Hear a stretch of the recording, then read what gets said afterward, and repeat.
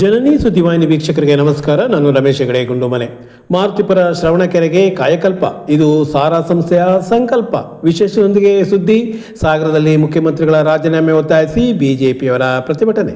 ಮಲೆನಾಡು ಪ್ರಾಂತ್ಯಕ್ಕೆ ರಾಜ್ಯಾಡಳಿತ ಕೀರ್ತಿಯ ಹೆಸರನ್ನು ಶಾಶ್ವತವಾಗಿ ಉಳಿಸಿರುವ ಕೆಳದಿ ರಾಜರ ಆಡಳಿತ ಕೇವಲ ಪುಸ್ತಕದಲ್ಲಿ ಮಾತ್ರ ಉಳಿರುವುದಲ್ಲ, ಇಂದಿಗೂ ಅವರ ಆಳ್ವಿಕೆಯ ಕಾಲದಲ್ಲಿ ಕೈಗೊಂಡ ಜನಪರವಾದ ಕಾರ್ಯದ ಜೀವಂತಿಕೆಯ ಹಲವು ವಿಷಯಗಳು ನಮ್ಮ ಕಣ್ಣಿನ ಮುಂದಿದೆ. ಅದಕ್ಕೆ ಸಾಕ್ಷಿಯಾಗಿ ಯಾವುದೇ ಊರಿಗೆ ಹೋದರೂ ಕಂಡುಬರುವುದು ಜಲಮೂಲವಾದ ಕೆರೆಗಳು. ಹೌದು, ಆಗೊಂದು ಕಾಲದಲ್ಲಿ ಶಿಸ್ತಿನ ಆಳ್ವಿಕೆಗೆ ಹೆಸರಾಗಿದ್ದ ಕೆಳದಿ ಅರಸರ ದೂರದೃಷ್ಟಿತ್ವಕ್ಕೆ ಸಾಕ್ಷಿಯಾಗಿದ್ದೇ ಗ್ರಾಮದ ಜೀವಜಲ ಉಳಿಸುವ ಕೆರೆಗಳು. ಸಾಗರ ಪ್ರಾಂತ್ಯದಲ್ಲಿ ಇಂದಿಗೂ ಕೆಳದಿ ಅರಸರು ನಿರ್ಮಿಸಿರುವ ನೂರಾರು ಕೆರೆಗಳು ಅವರ ಇತಿಹಾಸವನ್ನು ಮೆಲುಕು ಹಾಕುವಂತೆ ಮಾಡುತ್ತಿರುವುದು ಸುಳ್ಳಲ್ಲ. ದುರದೃಷ್ಟವಶಾತ್ ಇದರಲ್ಲಿ ಅನೇಕ ಕೆರೆಗಳು ಸ್ವಾರ್ಥದ ಪರಮಾವಧಿಗೆ ಬಲಿಯಾಗಿ ಒತ್ತುವರಿಯಾಗಿದೆ. ಇದರ ಪರಿಣಾಮ ಅಲ್ಲಿ ಭತ್ತದ ಗದ್ದೆಯೋ ಅಡಕೆ ತೋಟವೋ ನಿರ್ಮಾಣವಾಗಿರುವುದು ಕೂಡ ಇದೆ. ಇನ್ನು ಕೆಲವು ಕಡೆ ಕೆರೆಯ ಕುರುಹು ಇದ್ದರೂ ಕೆರೆ ದುರಸ್ತಿ ಇಲ್ಲದೆ ತನ್ನ ವೈಭವ ಕಳೆದುಕೊಂಡಿದೆ. ಕೆಲವು ಬತ್ತಿ ಅಂಗಳವಾಗಿದೆ. ಇಷ್ಟೆಲ್ಲದರ ನಡುವೆ ಕಳೆದ 5-6 ವರ್ಷಗಳ ಈಚೆಗೆ ಸಾಗರ ಪ್ರಾಂತ್ಯ ವ್ಯಾಪ್ತಿಯ ಪರಿಸರ ಮನಸ್ಸುಗಳು ಗತಕಾಲದ ಕೆರೆಗಳ ಪುನರುಜ್ಜೀವನ ಕಾರ್ಯಕ್ಕೆ ಕೈ ಹಾಕುವ ಮೂಲಕ ಕೆರೆಗಳಿಗೆ ಕಾಯಕಲ್ಪ ನೀಡುತ್ತಿದ್ದಾರೆ. ಸಹಜವಾಗಿ ಇಲ್ಲಿಯ ಬಹುತೇಕ ಕೆರೆಗಳು 400 ವರ್ಷಗಳ ಹಿಂದಿನ ಇತಿಹಾಸ ಹೊಂದಿರುವ ಕೆರೆಗಳು. ಬಹುತೇಕ ಹೂಳು ತುಂಬಿರುವುದರಿಂದ ಅದರ ದುರಸ್ತಿಯ ಅಗತ್ಯತೆ ಅತ್ಯಂತ ಅನಿವಾರ್ಯವಾಗಿತ್ತು. ಈ ಕಾಲದಲ್ಲಿ ಕೆರೆ ಕಟ್ಟಲಂತೂ ಅಸಾಧ್ಯ, ಆದರೆ ಉಳಿಸುವುದಕ್ಕೆ ಸಾಧ್ಯವಿದೆ ಎನ್ನುವುದನ್ನು ಸಾಗರ ಪ್ರಾಂತ್ಯದ ಕೆಲ ಸಂಸ್ಥೆಗಳು ಮಾಡಿ ತೋರಿಸಿವೆ. ವಿಶೇಷವಾಗಿ ಜೀವಜಲ ರಕ್ಷಣಾ ಪಡೆ, ಬಟ್ಟೆಮಲ್ಲಪದ ಸಾರಾ ಸಂಸ್ಥೆಯೂ ಸೇರಿದಂತೆ ಅನೇಕ ಊರಿನ ಉತ್ಸಾಹಿ ಯುವಕರು ಈ ಕಾರ್ಯದಲ್ಲಿ ಮುಂದಿದ್ದಾರೆ. ಇದಕ್ಕೆ ಉದಾಹರಣೆಯಾಗಿ ಬಟ್ಟೆಮಲ್ಲಪ್ಪ ಸಾರಾ ಸಂಸ್ಥೆ ಇದೀಗ 18ನೇ ಕೆರೆಗೆ ಕಾಯಕಲ್ಪ ಕಲ್ಪಿಸಿ ಇತಿಹಾಸ ಬರೆದಿದೆ. ಮುತ್ತಲ, ಕಲ್ಕೊಪ್ಪ, ಏಳುಗದ್ದೆ, ಹೆಬ್ಬೈಲು, ಚಿಕ್ಕಹೊನ್ನೆಸರ, ಹೊಸನಗರ ಹೀಗೆ ಪ್ರತಿ ವರ್ಷವೂ ಕೆರೆಗೆ ಕಾಯಕಲ್ಪ ಕೊಟ್ಟ ಸಾರಾ ಈ ಬಾರಿ ಹೊಸನಗರ ತಾಲೂಕಿನ ಮಾರುತಿಪುರ ಶ್ರವಣಕೆರೆಯನ್ನು ಅತ್ಯದ್ಭುತವಾಗಿ ದುರಸ್ತಿಗೊಳಿಸಿದೆ. ಸುಮಾರು 2.5 ಎಕರೆ ಜಾಗದ ಈ ಕೆರೆ ಸಾವಿರಾರು ಎಕರೆ ಹೊಲಕ್ಕೆ ಆಸರೆ. ಕೇವಲ 13 ಲಕ್ಷ ರು ವೆಚ್ಚದಲ್ಲಿ ಅಂತಹ ಹಳೆಯ ಕೆರೆಗೆ ಹೊಸ ರೂಪ ನೀಡಿ ಇಡೀ ಗ್ರಾಮಕ್ಕೆ ಜೀವಜಲ ಕಲ್ಪಿಸಿದ ಬಟ್ಟೆಮಲ್ಲಪದ ಸಾರಾ ಸಂಸ್ಥೆಗೆ ನಿಜಕ್ಕೂ ಋಣಿಯಾಗಿರಲೇಬೇಕು. ಸಿದ್ದರಾಮಯ್ಯನವರೇ ಸೈನಿಕರ ಆತ್ಮಸ್ಥೈರ್ಯ ಕುಗ್ಗಿಸುವ ಮಾತು, ಅಧಿಕಾರಿಗಳ ಮೇಲೆ ದರ್ಪ, ಇಂತಹ ನಿಮ್ಮ ವರ್ತನೆಯನ್ನು ರಾಜ್ಯದ ಜನತೆ ಯಾವುದೇ ಕಾರಣಕ್ಕೂ ಕ್ಷಮಿಸುವುದಿಲ್ಲ ಎಂದು ಬಿಜೆಪಿ ನಿಕಟಪೂರ್ವ ಜಿಲ್ಲಾಧ್ಯಕ್ಷ ಟಿ.ಡಿ. ಮೇಘರಾಜ್ ಹೇಳಿದರು. ಬಿಜೆಪಿಯಿಂದ IPS ಅಧಿಕಾರಿ ಮೇಲೆ ಕೈ ಮಾಡಲು ಮುಂದಾದ ಮುಖ್ಯಮಂತ್ರಿ ಸಿದ್ದರಾಮಯ್ಯ ವಿರುದ್ಧ ಇಲ್ಲಿನ ಸಾಗರ ಹೋಟೆಲ್ ವೃತ್ತದಲ್ಲಿ ಹಮ್ಮಿಕೊಳ್ಳಲಾಗಿದ್ದ ಪ್ರತಿಭಟನೆಯಲ್ಲಿ ಅವರು ಮಾತನಾಡುತ್ತಿದ್ದರು. IPS ಅಧಿಕಾರಿ ಮೇಲೆ ಕೈ ಮಾಡಲು ಮುಂದಾದ ಮುಖ್ಯಮಂತ್ರಿ ಸಿದ್ದರಾಮಯ್ಯ ಅವರ ಕಾರ್ಯ ಅಕ್ಷಮ್ಯ, ಅವರ ವಿರುದ್ಧ ಸುಮೋಟೋ ಕೇಸು ದಾಖಲಿಸಬೇಕು ಎಂದ ಅವರು, ಕೇವಲ 750 ಮೀಟರ್ ದೂರದಲ್ಲಿ ರಕ್ಷಣಾ ವ್ಯವಸ್ಥೆ ಸರಿಪಡಿಸಿಕೊಳ್ಳಲಾಗದ ತಾವು ಭಾರತ ಮತ್ತು ಪಾಕಿಸ್ತಾನ ನಡುವೆ 750 ಕಿಲೋಮೀಟರ್ ದೂರದ ನಡುವೆ ನಡೆದ ಉಗ್ರರ ದಾಳಿಗೆ ಭದ್ರತಾ ಲೋಪ ಹೇಳುತ್ತೀರಿ ಎಂದು ಖಂಡಿಸಿದರು. ಬಿಜೆಪಿ ನಗರ ಮಂಡಲ ಅಧ್ಯಕ್ಷ KR ಗಣೇಶ್ ಪ್ರಸಾದ್ ಮಾತನಾಡಿ, ಇಂತಹ ದರ್ಪ ಸಿದ್ದರಾಮಯ್ಯನವರದ್ದು ಹೊಸತಲ್ಲ, ಆದರೆ ಅಧಿಕಾರಿಗಳು ಇಂಥವರನ್ನು ಓಲೈಕೆ ಮಾಡುವುದನ್ನು ಮೊದಲು ಬಿಡಬೇಕು ಎಂದು ಸಲಹೆ ನೀಡಿದರು. ಉದ್ದೇಶಿ ಪ್ರಮುಖರಾದ R. ಶ್ರೀನಿವಾಸ್, ಪರಶುರಾಮ್, ಮಧುರಾ ಶಿವಾನಂದ್, ಸುರೇಶ್, ಶ್ವೇತಾ, ಸಂತೋಷ್ ಶೇಟ್ ಮಾತನಾಡಿದರು. ನಗರಸಭಾ ಅಧ್ಯಕ್ಷೆ ಮೈತ್ರಿ ಪಾಟೀಲ್, ಉಪಾಧ್ಯಕ್ಷೆ ಸವಿತಾ ವಾಸು, ಸದಸ್ಯರಾದ ಭಾವನಾ ಸಂತೋಷ್, ಪ್ರೇಮಾ ಸಿಂಗ್, ಪ್ರಮುಖರಾದ ಕೃಷ್ಣ ಶೇಟ್, ಸತೀಶ್ ಕೆ, ರಾಯಲ್ ಸಂತೋಷ್, ಸತೀಶ್ ಬಾಬು, ಸಂತೋಷ್ ಶೇಟ್ ಮತ್ತಿತರರು ಹಾಜರಿದ್ದರು.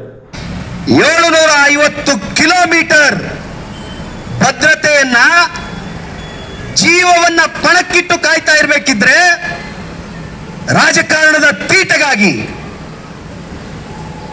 ರಾಜಕಾರಣದ ಲಾಭಕ್ಕಾಗಿ ದೇವತಾ ಸ್ವರೂಪಿಗಳಾದ ಸೈನಿಕರ ಆತ್ಮಸ್ಥೈರ್ಯ ಕುಂದಿಸ್ತಕ್ಕಂಥ ಮಾತನಾಡ್ತೀರಾ ಸಿದ್ದರಾಮಯ್ಯನವರೇ? ಸೈನಿಕರ ಆತ್ಮಸ್ಥೈರ್ಯ ಕುಂದಿಸ್ತಕ್ಕಂಥ ಮಾತನಾಡ್ತೀರಾ? ನಿಮ್ಮ ಮಾತಿಗೆ ಧಿಕ್ಕಾರವಿರಲಿ, ನಿಮ್ಮ ಮಾತಿಗೆ ಸೈನಿಕರ ವಿರುದ್ಧದ ಸಿದ್ದರಾಮಯ್ಯನವರ ಮಾತಿಗೆ, ಸೈನಿಕರ ವಿರುದ್ಧದ ಸಿದ್ದರಾಮಯ್ಯನವರ ಮಾತಿಗೆ ಯುದ್ಧ ಅದನ್ನು ಹೇಗೆ ಎದುರಿಸಬೇಕು, ಜಾಗತಿಕವಾಗಿ ರಾಜತಾಂತ್ರಿಕ ಗೆಲುವನ್ನು ಹೇಗೆ ಪಡಿಬೇಕು, ಬಲಾಢ್ಯ America, Russia, Japan, Germany, China ಒಳಗೊಂಡಂತೆ ಆ ದೇಶಗಳ ಮನವೊಲೈಕೆ ಹೇಗೆ ಮಾಡಬೇಕು, ಇದನ್ನ ನಿಮ್ಮ ಹತ್ರ ಕಲಿತಕ್ಕಂತ ಸ್ಥಿತಿನಲ್ಲಿ ಮೋದಿ ಅವರಿಲ್ಲ. ಜಗತ್ತನ್ನ ಮುನ್ನಡೆಸುವ ಸ್ಥಾನದಲ್ಲಿದ್ದಾರೆ. ಸಂಯಮದಿಂದ, ಚಾಕಚಕ್ಯತೆಯಿಂದ ಕಾರ್ಯವನ್ನು ಮಾಡ್ತಾ ಇದ್ದಾರೆ. ಭಯೋತ್ಪಾದನಾ ಚಟುವಟಿಕೆ ಭಾರತಕ್ಕೆ ಹೊಸದಲ್ಲ, ಪಾಕಿಸ್ತಾನದ ಕಿಡಿಗೇಡಿತನ ಹೊಸದಲ್ಲ. ಅದರ ಮಧ್ಯೆ ನಿಗ್ರಹಿಸಿ ಹೇಡಿತನದಿಂದ ಕಳ್ಳತನದಿಂದ ನುಗ್ಗಿ ಕೆಲಸ ಮಾಡಿರ್ಬೇಕಿದ್ರೆ, ತುಲನಾತ್ಮಕವಾಗಿ ನೋಡಬೇಕಿದ್ರೆ ದಯಮಾಡಿ ಸಿದ್ದರಾಮಯ್ಯನವರೇ ಯೋಚನೆ ಮಾಡಿ. 750 ಕಿಲೋಮೀಟರ್ನಲ್ಲಿ ನಿಮ್ಮ ದೃಷ್ಟಿನಲ್ಲಿ ಭದ್ರತಾ ವೈಫಲ್ಯ, ನಿಮ್ಮ ಯೋಗ್ಯತೆಗೆ 750 ಮೀಟ್ರು ಇಲ್ಲ. ಮೊನ್ನೆಯ ಸಭೆ 750 ಮೀಟ್ರು ಇಲ್ಲ. ಅಲ್ಲಿ ಕಪ್ಪು ಬಾವುಟ ಪ್ರದರ್ಶಿಸ್ತಕ್ಕಂಥ ವಾತಾವರಣ ಇದೆ ಅಂತಂದ್ರೆ ಇದು ಯಾವುದರ ಫೇಲ್ಯೂರು ಸಿದ್ದರಾಮಯ್ಯನವರೇ? ನಾಚಿಕೆ ಆಗಲ್ವಾ ನಿಮ್ಗೆ? ಮುಖ್ಯಮಂತ್ರಿಗಳು ತಮ್ಮ ನಡವಳಿಕೆಯಲ್ಲಿ 100ಕ್ಕೆ 100 ನೀವು ಬದಲಾವಣೆ ಆಗಲಿಕ್ಕೆ ಸಾಧ್ಯ ಇಲ್ಲ, ಅದಂತೂ ಶತಸಿದ್ಧ. ಆದರೆ ಆದಷ್ಟು ಬೇಗ ರಾಜೀನಾಮೆಯನ್ನು ಕೊಟ್ಟು ಪಾಕಿಸ್ತಾನಕ್ಕೆ ಹೋದರೆ ಅಲ್ಲಿ ಯಾವ್ದಾದ್ರು ಚುನಾವಣೆಗೆ ನಿಲ್ಲಿ ನೀವು ಅಂತ ಹೇಳ್ತಕ್ಕಂಥ ಮಾತನ್ನು ಮಾತ್ರ ಈ ಸಂದರ್ಭದಲ್ಲಿ ನಾನು ಹೇಳ್ತಾ ಅಧಿಕಾರಿಗಳಲ್ಲೂ ಕೂಡ ವಿನಂತಿ ಮಾಡ್ತಾ ಇದ್ದೇನೆ. ಬಹಳ ಓಲೈಸಬೇಡಿ. ಮುಖ್ಯಮಂತ್ರಿ ಆಗಿರ್ಬೋದು, ಮಂತ್ರಿ ಆಗಿರ್ಬೋದು, ಶಾಸಕರಾಗಿರ್ಬೋದು, ಅವ್ರನ್ನ ಬಹಳ ಓಲೈಸಕ್ಕೆ ಹೋಗಬೇಡಿ. ಓಲೈಸಿದ್ರೆ ಆಗ್ತಕ್ಕಂಥದ್ದು ಇದೇ ಹಣೆ ಬರ, ನಿಮ್ಮದು ಇದೇ ಆಗತ್ತೆ. ಮಾನ್ಯ ಪೊಲೀಸ್ ಅಧಿಕಾರಿಗಳಲ್ಲಿ ಬೇಕಾದಷ್ಟು ಜನ ಇದ್ದೀರಿ, ನಿಮ್ಮಲ್ಲಿ ವಿನಂತಿಯನ್ನು ಮಾಡ್ತೇನೆ. ನೀವು ಆಳುವ ಪಕ್ಷದ ಶಾಸಕರನ್ನ, ಮುಖ್ಯಮಂತ್ರಿಯನ್ನ, ಮಂತ್ರಿಗಳನ್ನ ಓಲೈಕೆ ಮಾಡಿದ್ರೆ ನಿಮಗೆ ಸಿಗ್ತಕ್ಕಂಥ ಉಡುಗೊರೆ ಇದೆ. ಕೊಡಬೇಕು. ಅದನ್ನು ಬಿಟ್ಕೊಂಡು ಇವತ್ತು ಅವ್ರ ಮೇಲೆ ದಬ್ಬಾಳಿಕೆ ಮಾಡೋದು, ಅವರನ್ನು ಇವತ್ತು ಕೈ ಎತ್ತೋದು, ಹೊಡೆಯಕ್ಕೆ ಹೋಗೋದು, ಆ ರೀತಿ ಮಾಡಿದ್ದು ನಿಜಕ್ಕೂ ಖಂಡನೀಯ ವಿಚಾರ. ಒಬ್ಬ ಮುಖ್ಯಮಂತ್ರಿಯ ನಡೆಯನ್ನ ಇಡೀ ರಾಜ್ಯದ ಜನತೆ ಗಮನಿಸ್ತಾ ಇರತ್ತೆ. ಸಾರ್ವಜನಿಕರಿಗೆ ಅದರಿಂದ ಒಂದು ಒಳ್ಳೆಯ ಮೆಸೇಜ್ ಹೋಗಬೇಕು ಅಂತ ಹೇಳಿ ಎಲ್ಲರೂ ಸಭೆಯಲ್ಲಿ ಕೂತ್ಕೊಂಡಿರ್ತಾರೆ. ಅವರು ನಡೆದುಕೊಳ್ಳುವಂಥ ಪ್ರತಿಯೊಂದು ಕ್ಷಣ ಕೂಡ ಅಲ್ಲಿ ಮುಖ್ಯ ಪಾತ್ರ ವಹಿಸುತ್ತೆ. ಆದರೆ ಸಿದ್ದರಾಮಯ್ಯ ಅವರು ಮಾತಿಗೂ ಮತ್ತು ಅವ್ರು ನಡ್ಕೊಳ್ಳುವಂತಹ ರೀತಿಗೂ ಯಾವುದೇ ರೀತಿಯ ಒಂದು ಸಂಬಂಧ ನಮಗೆ ಕಾಣಿಸ್ತಾ ಇಲ್ಲ. ಕಾಂಗ್ರೆಸ್ ಸಭೆಗಳಿಗೆ ಯಾರು ಹೋಗ್ತಾರೆ? ಕಾಂಗ್ರೆಸ್ ಕಾರ್ಯಕರ್ತರೇ ಹೋಗಕ್ಕೆ ಸಾಧ್ಯ ಅಲ್ವಾ? ಅವರದೇ ಪಕ್ಷದ ಕಾರ್ಯಕರ್ತರು ಅವರ ವಿರುದ್ಧ ಧಿಕ್ಕಾರ ಕೂಗ್ತಿದ್ದಾರೆ ಅಂತಂದ್ರೆ ಸರ್ಕಾರ ಎಷ್ಟು ನಿರಾಶಾದಾಯಕ ಪ್ರದರ್ಶನ ತೋರಿಸ್ತಾ ಇದೆ ಕರ್ನಾಟಕದಲ್ಲಿ ಅನ್ನೋದಕ್ಕೆ ಅದೊಂದು ನಿದರ್ಶನವಾಗಿದೆ.